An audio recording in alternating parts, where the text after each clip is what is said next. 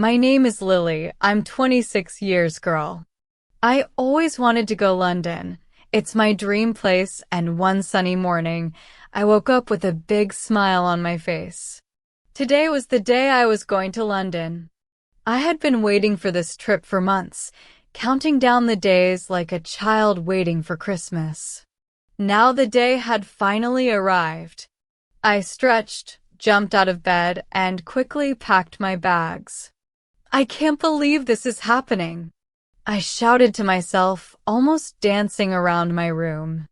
My suitcase clicked shut, my passport was tucked safely in my bag, and my heart beat faster with excitement. At the airport, everything felt like part of the adventure. The buzz of people rushing with luggage, the smell of coffee drifting from cafes, and the sound of announcements echoing over the loudspeaker made my stomach flutter with anticipation. My ticket was in my hand, and every step toward the gate felt like a step closer to a dream. As the plane took off, I pressed my face against the window. My hometown grew smaller and smaller until the houses looked like toy blocks. London, here I come, I thought, filled with joy. I could hardly sit still, imagining all the places I would see. When the plane landed, I stepped out and felt the cool London breeze kiss my cheeks. "Wow," I whispered, staring at the skyline dotted with tall buildings and historic landmarks.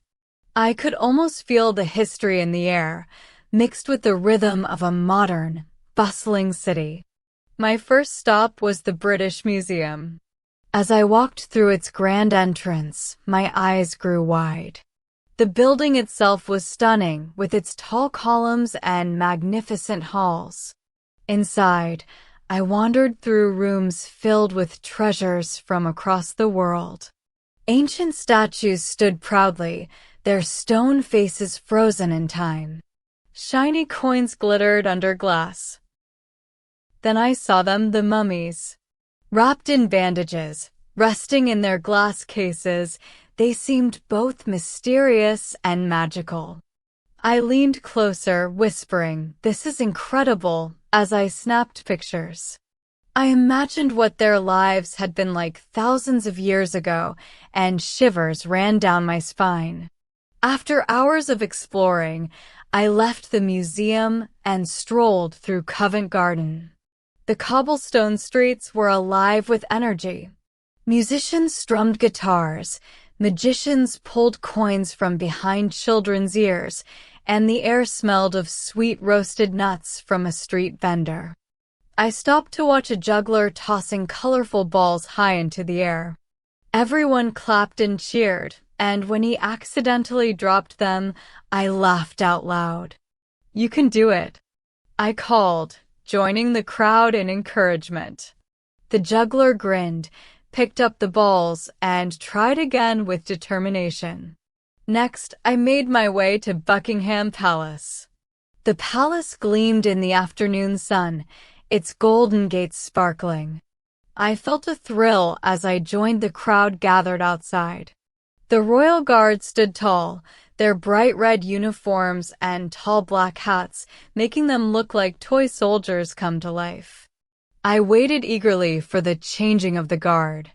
When the band started playing and the guards marched in perfect rhythm, I couldn't help but clap and cheer.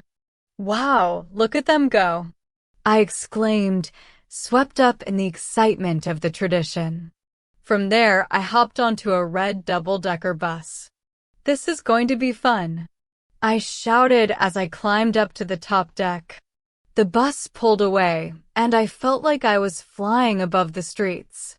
The city unfolded beneath me, red telephone booths, black cabs whizzing by, and historic buildings lining the roads.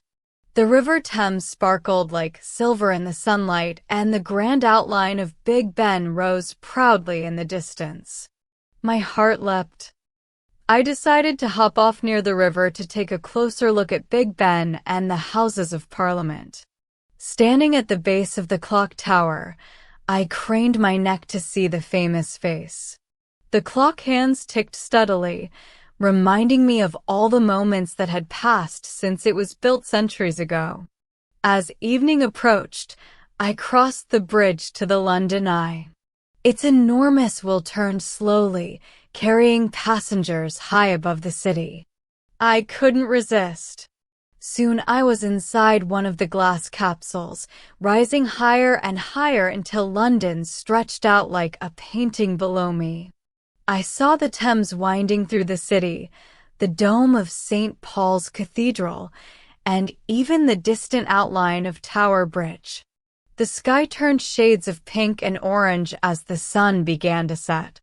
I pressed my forehead against the glass, thinking I could stay here forever. Afterward, I wandered into a cozy restaurant tucked into a quiet street. The smell of warm bread and roasted food made my stomach growl. Inside, I met a group of travelers from different countries. We shared a table, swapping stories about where we came from and where we were going. Laughter filled the air as we clinked glasses. "I can't believe how friendly everyone is," I said, grateful for the company. When I suggested exploring together the next day, everyone agreed enthusiastically.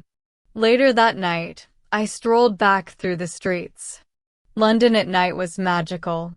The streetlights glowed softly, and the sound of footsteps echoed on the pavement. Musicians still played in Covent Garden, their music floating like a lullaby. By the time I reached my hotel, my feet were tired, but my heart was full. I lay in bed with a big smile. What a day, I thought. I had seen incredible places, met wonderful people, and made beautiful memories. My eyes grew heavy, but my mind was already racing with plans. Tomorrow, maybe I'd visit the Tower of London, take a boat ride down the Thames, or even explore the colorful markets of Camden. With that happy thought, I drifted off to sleep, dreaming of London's magic and the adventures yet to come.